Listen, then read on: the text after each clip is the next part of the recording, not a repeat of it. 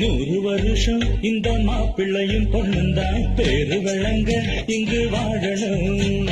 சோழவனத்தில் ஒரு சோடி குயில் போலத்தான் காலம் முழுக்க சிந்து பாடணும்.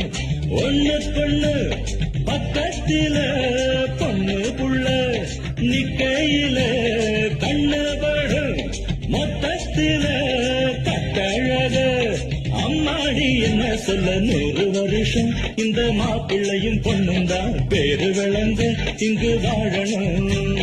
சோழவனத்தில் ஒரு சோடி குயில் போலத்தான் காலம் முழுக்க சிந்து பாடணும்.